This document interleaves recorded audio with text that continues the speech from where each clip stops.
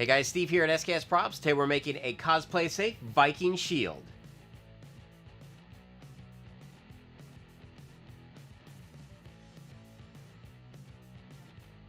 Welcome to the shop. In today's build video, we're going to be foam fabricating a Viking shield. Now this of course is made all out of my HD foam, which you guys can find over at Blick Art Materials online and in select stores. Because it is a foam fabrication, two important parts to that. Number one, it's extremely light. Number two, it is completely con safe. Now I've got free templates that you guys can download to build your own Viking shield. Now the video we're going to do today is based off of a 24-inch shield, but you guys can scale the PDF to whatever size you would like.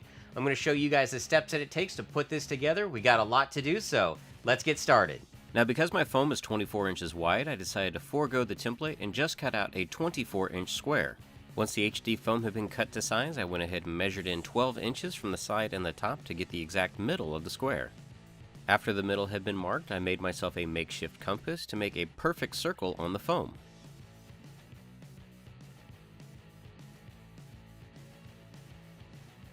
I then used a T-square to mark the boards that are going to make up the shield.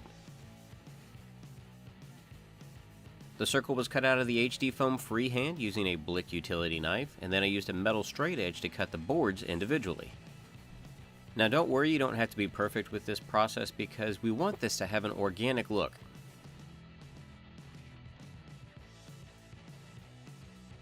Now we can start to apply the wood grain texture to the foam. To achieve this, we're going to use a medium grit sanding drum. You want to pull the drum up a little bit so that it is away from the barrel, and you're going to use the very edge of the drum to carve into the foam. Because of the way the rotary tool drum spins, you want to start on one side and then pull it to the right, making sure to vary your lines to give it that organic look, then flip the piece over and repeat that process. You can also tell to get rid of the uniform surface of the foam, I'm varying the pressure that I press the drum into the material as well. The face of our shield is coming together really well, so now it's time to work on the back. To make sure I don't get mixed up where the boards go, I take a black Sharpie and mark the top of all the pieces. This process does produce a lot of foam dust, so I took everything over to the sanding station to work on the back.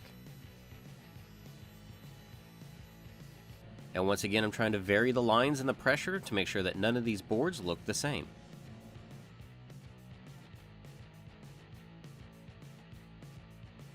After quite some time, the wood texture for the front and back of our Viking shield is complete. Pulling out some craft paper to protect my cutting surface, it's time to start gluing all these boards together, and to do that, I'm going to be using contact cement. Always remember when using contact cement to work in a well-ventilated area and have your respirator. Contact cement is being used because I need a good bond of adhesion since there's not a lot of surface area to connect these boards together. Glue is applied to the HD foam using a scrap piece of material. I'm also doing my double adhesive method by putting a little bit of super glue along with the contact cement. Now you can see where the Sharpie marks on the back help me align all the pieces. All of the boards have been glued together, and now it's time to cut and attach the strip that will go along the perimeter of the shield. To fabricate this piece, I'm using a strip of 2-inch, 2mm HD foam. To make sure that this piece has the best adhesion possible, I'm once again using contact cement. I roll the shield onto the strip, making sure that I have proper spacing since it has to wrap around both sides. I decided to only wrap half of the shield at a time, that way I'm not having to deal with too much material. Additional contact cement is placed onto the face of the shield and the interior of the strip. After this is dry, the 2mm foam is pressed into place. The shield is then flipped over and the process is repeated on the back. Now don't worry, the 2mm foam will stretch a little bit and conform to the shape.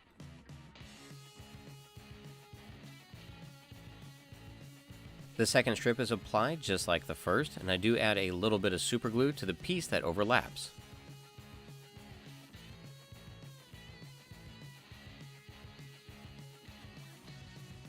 I cut down a 5-gallon paint stir stick on my bandsaw. This will act as the hand guard and give the shield a little more stability.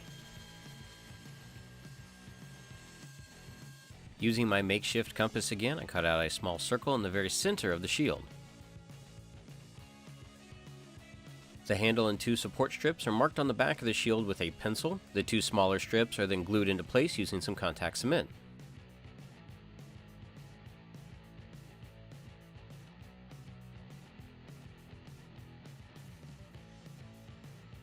The handle has its edges sanded down just a little bit to make the grip more comfortable, and it's also glued into place using contact cement. To simulate the leather wrap on the handle, I cut a 1.5 inch strip of 2mm HD foam and glue that into place using super glue. To give the shield a more authentic look, because I just don't want the wood strips on the sides being exposed, I cut some strips of 10mm HD foam to act as metal bracers. Contact cement was also applied to these pieces, and once the glue had dried, they were pressed into place. I again used my makeshift compass technique to make a 6-inch circle. This will be the base for the boss or the handguard in the center of the shield. This piece is initially cut by hand using a utility knife and then cleaned up using a rotary tool. To make the dome section for the boss, I find a bowl that is approximately the right size and shape. Heating up the 10mm HD foam and pressing it firmly into the bowl gives me a compound curve that is seamless. Now I made sure to have more material than I needed, so I cut off the excess using some shears and cleaned up the remainder of it using a rotary tool. This dome section, now flush, is glued to the circle that I cut previously. I then take it to the belt sander to even out the spacing all the way around. Using an extremely smooth sanding drum, I start to give the boss a hammered metal texture. This is achieved by lightly pressing the sanding drum at different angles. Once complete, it's glued to the center of the shield. This hammered metal texture is also applied to the 10mm metal support structures on the back of the shield.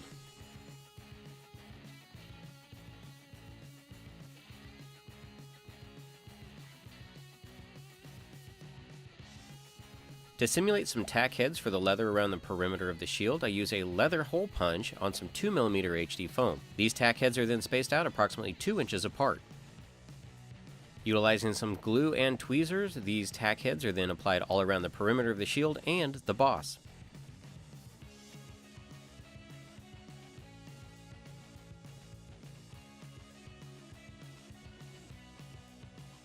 Continuing the leather-wrapped look on the back of the shield, contact cement is applied to the 5-gallon paint stir stick, and strips of 2mm HD foam are pressed on top. More of the faux tack heads are applied to this portion as well. To simulate larger rivets, I cut sections of 10mm HD foam round dowels. These are glued into place and then shaped using a rotary tool to give it a hammered metal appearance. This process is applied to the support strips on the back, and then more pieces are cut to simulate that they go all the way through to the front.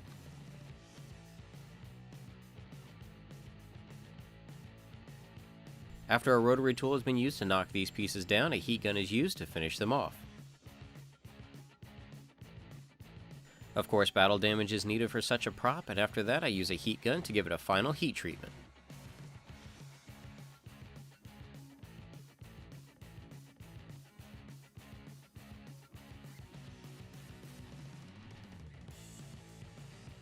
Alright, so you guys can see that we're done with the fabrication side of the Viking Shield, and I'm pretty happy with how the wood texture came out on this one, so we're going to move on to sealing and painting. And to seal this one off, we're going to be using Plasti-Dip, and I'm going to be doing 2 light coats. Remember when spraying Plasti-Dip to always wear your respirator. 2 light coats of Plasti-Dip are applied approximately 4 to 5 inches away from the surface. You want to make sure to move in a continuous motion to avoid pooling or running.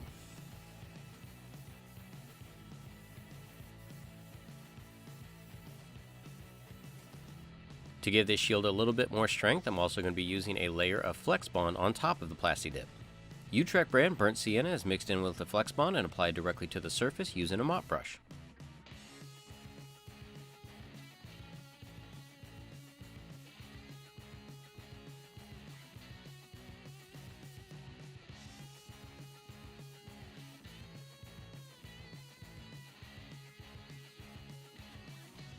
You want to make sure that the paint mixture covers the entire surface, including all of the different textures and gouges that we've made. But if it's starting to pool or build up too much, be sure to take a wet paper towel and wipe off any of the additional excess.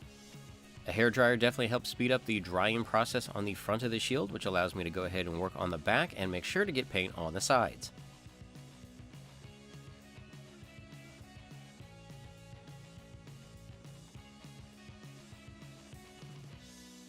After the paint on the front and the back of the shield has fully cured, it's time to move on to our wash. For the wash on this shield, I'm going to be using Utrecht brand Mars Black and a ton of water. We want to make sure to get all that paint down into all the details that we previously made.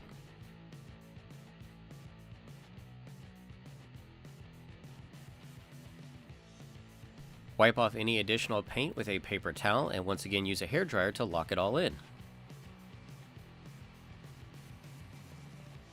I paint the boss using a very minimal amount of water. I want a lot of pigment on this, and then I go in with a flathead brush and start to separate all the panels. For the trim around the outside, I use a filbert brush to paint along the perimeter and then feather it in.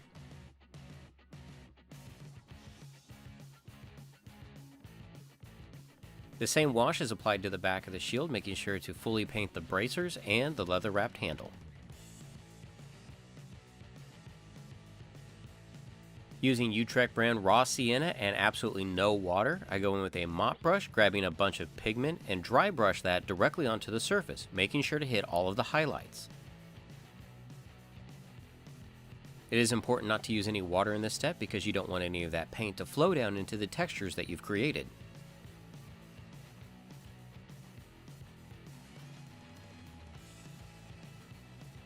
Now notice that I'm not painting the entire surface at the same opacity. I'm picking certain spots to make it more visually interesting.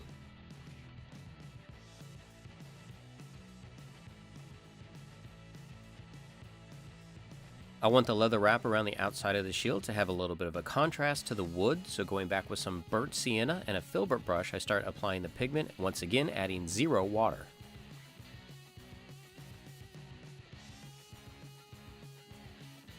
Burnt sienna is also applied to the leather wraps on the handle.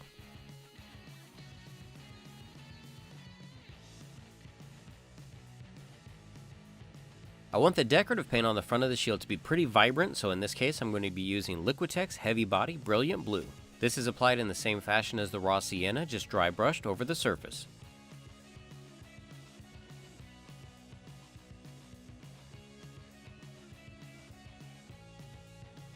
To go with our contrasting color, I'll be using Liquitex Heavy Body Parchment. This is of course a very simple way to finish this off. You of course could do something very intricate and make some really beautiful designs.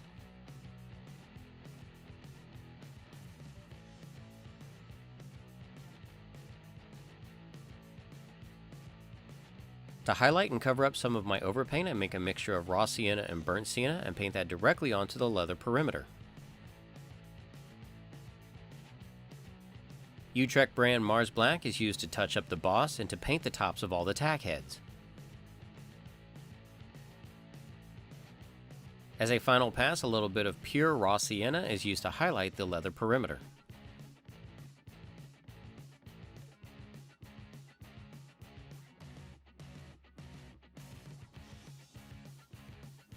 Using Liquitex Heavy Body Iridescent Rich Silver, I start to apply the metallic highlights to the boss using a filbert brush.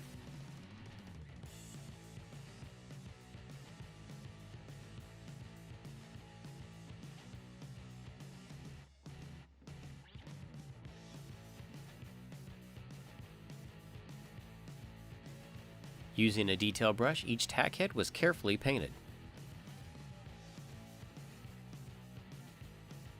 To give the metallic sections a slight rusty appearance, raw sienna was dry brushed onto the surface.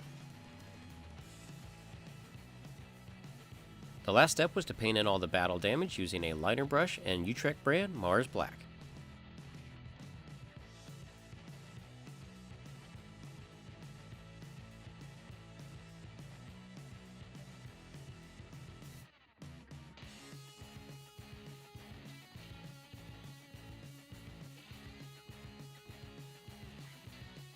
So you guys can see the steps that it takes to put together a foam fabricated Viking shield that is perfect for cosplay.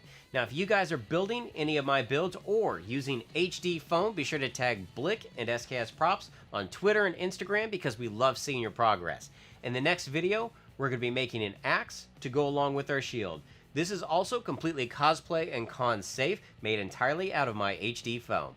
Now, hopefully you guys learned something from this video, and if you did, go ahead and give it a thumbs up and share these with your friends and family.